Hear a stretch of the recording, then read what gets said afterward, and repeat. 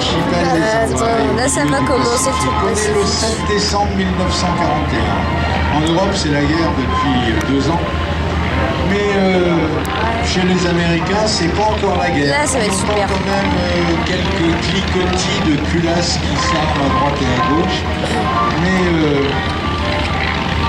les Américains, du côté de l'archipel des Hawaï, pensent que l'Américain du peuple pense que la guerre, ça ne le concerne pas.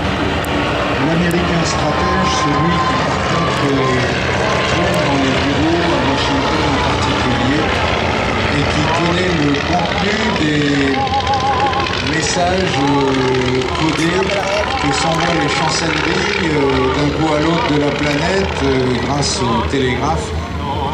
Ceux de Washington, les esprits savants de Washington, ceux-là savent que quelque chose va se passer et ça ne devrait pas tarder. En tout cas, dans l'archipel des Hawaï, ce matin-là, en particulier dans la grande île de Honolulu, la grande île de l'archipel, c'est un dimanche matin. Un certain nombre de pilotes de chasse qui ont fait la bamboche la veille au soir cuvent leur gueule de bois. Un certain nombre de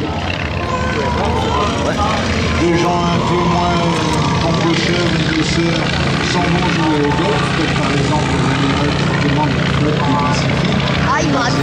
Dans le port de Pearl Harbor, à Honolulu, il est en train de quitter sa maison. Moi, j'aurais pu mémoire, quoi. J'aurais pu me battre pour filer la patrouille de France.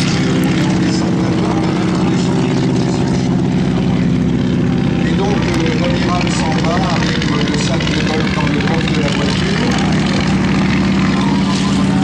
Et un certain nombre de pilotes du dimanche, là comme c'est dimanche,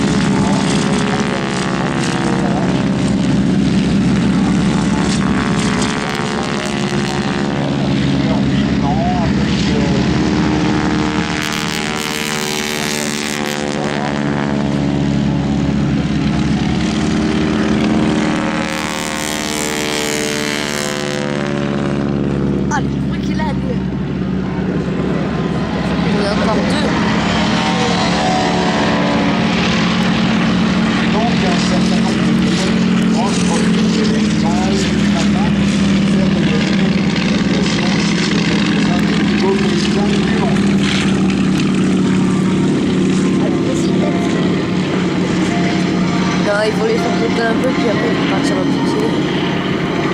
C'est un peu naze, zéro.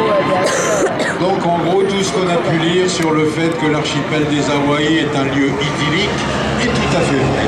Il fait beau, la mer est bleue, le ciel est encore plus bleu, la nature est magnifique, les filles sont belles et bronzées, les pilotes de chasse sont, un certain nombre d'entre eux sont complètement sous et essayent d'émerger des briques de l'alcool un samedi soir terriblement arrosé. Leurs avions roupillent sur les aérodromes de desservement leur P-40. C'est un lieu de garnison et la flotte américaine du Pacifique se trouve majorité entrée à l'intérieur de la rade dans le port de Pearl Harbor, à l'exception, et c'est notable, et c'est vachement important, des porte-avions américains. Car les porte-avions de la flotte du Pacifique sont partis en manœuvre, et c'est ça qui va finalement être l'élément déterminant sur le plan historique de ce qui va se passer ce matin du 7 décembre 1941 dans l'île de Honolulu, des Hawaï, au milieu du Pacifique.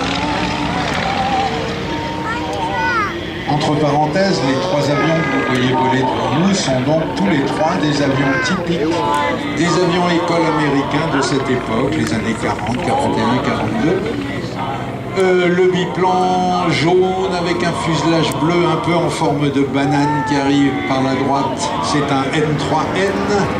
C'est un avion école, un biplan école. Une petite torpille en aluminium qui fait un bruit de machine à coudre en chaleur derrière. C'est un Ryan PT-22. Celui-là est tellement Mais c'est pas intéressant. Mais il a à vendre si ça t'intéresse. Il a quoi? Difficile à Il a à vendre si ça t'intéresse. Et puis l'autre tout jaune avec des bandes rouges, et ben c'est un PT-17, un Stearman.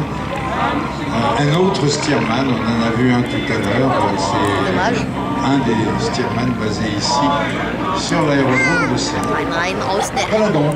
Alors on n'est plus en France, on n'est plus en 2013, c'est ça. On n'est plus à proximité de Paris dans l'Essonne, on est au milieu du Pacifique. Les arbres en face de nous ne font pas partie des essences qu'on a l'habitude de voir ici. Ce sont des cocotiers qui battent dans la brise. Les arbres, en fait, c'est des cocotiers. Il en faut. Faut y avoir de Et l'imagination. puis, à la place du gazon, vous pouvez mettre quelques hectares de sable blanc également, très blanc si possible, pour faire la plage. En tout cas, voilà, on est dans le Pacifique. Et parmi les éléments qui volent très tôt ce dimanche matin, dans l'air calme du petit matin, il vaut mieux voler quand on est élève pilote, il vaut mieux voler tôt le matin, parce que l'air est calme, il n'est pas turbulent, alors que plus tard dans la journée, ça bouge, ça secoue, et c'est moins bon quand on apprend à piloter, c'est inconfortable, et puis ça déconcentre.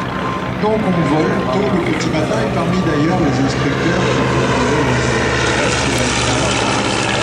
qui est instructrice et qui fait voler, je crois qu'elle fait voler son élève pilote avec un Taylorcraft. Enfin, dans le ciel de d'avions légers qui sont en train de faire des ronds dans l'air en ce petit matin du 7 décembre 41.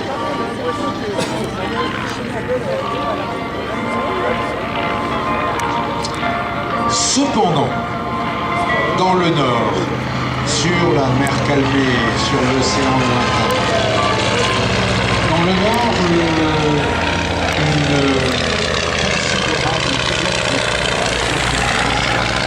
s'est rendue dans le plus grand secret, la plus grande discrétion. Elle est venue se mettre en place à 250 km environ au nord de l'archipel des Hawaï. Elle est commandée par l'amiral Naguno et elle a été, son plan d'action a été élaboré par l'amiral Yamamoto qui a ce site particulier, qui connaît très bien les États-Unis, ayant été attaché naval à Washington pendant des années.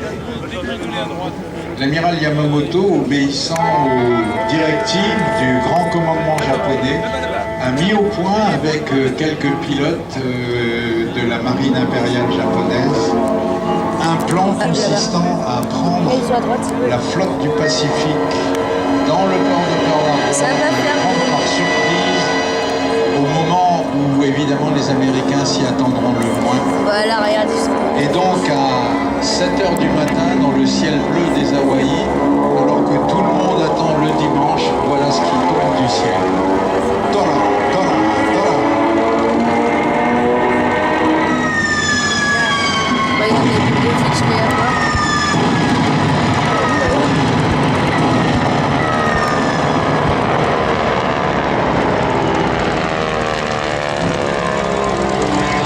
Une véritable armada au total, dans la première vague, on comptait plus d'une centaine d'avions, des avions de bombardement, des avions torpilleurs et également quelques chasseurs de protection, dégringolent du ciel, traversent le ciel de Honolulu, foncent jusqu'à la rade de Pearl Harbor et bombardent, torpillent et mitraillent les navires qui sont à l'ancre. Encore une fois, je vous rappelle qu'il n'y a pas les contaminés, mais il y a tout le reste.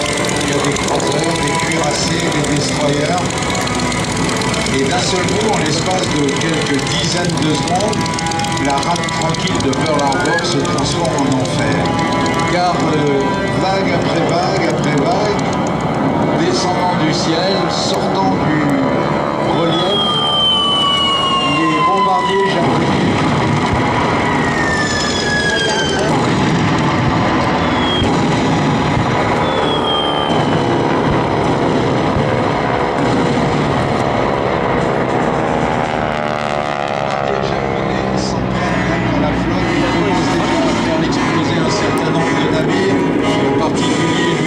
Arizona, un croiseur qui chavire avec plus d'un millier de marins à bord qui vont tous périr.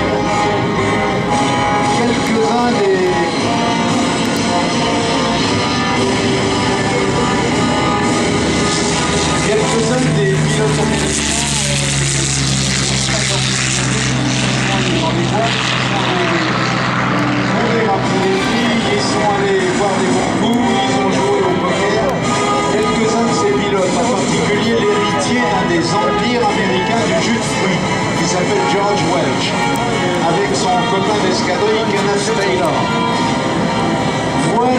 avions japonais qui attaquent la rade de Pearl Harbor, ils sont bien entendu pas en uniforme, ils étaient dehors en train de faire la poire.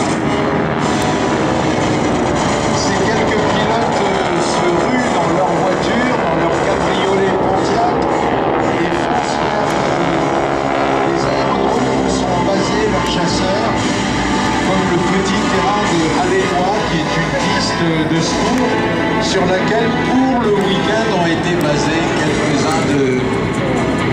quelques-uns des P-40 de l'unité de George Welsh et Ken Taylor. Ils vont être au total une petite dizaine de pilotes américains à décoller ce matin-là, alors que les Japonais, une deuxième vague d'attaquants japonais, après quelques instants de répit. La première vague a remis le cap vers le nord et les porte-avions japonais, et la deuxième vague prend la relève. Le bombardement de Pearl Harbor continue. Cette fois-ci, un certain nombre d'avions japonais s'en prennent non plus aux navires, mais aux aérodromes. Et le seul truc qu'ils oublient, qui est le plus important parce que ça ne fait pas partie du plan d'attaque, ils oublient de bombarder les dépôts de carburant. Et les dépôts de carburant de Pearl Harbor restent intacts, ce qui est important. De même que le fait que les porte-avions du Pacifique ne soient pas dans la rade. Toujours est-il que malgré l'absence des porte-avions et malgré le fait qu'il n'ait pas tiré, qu'il n'ait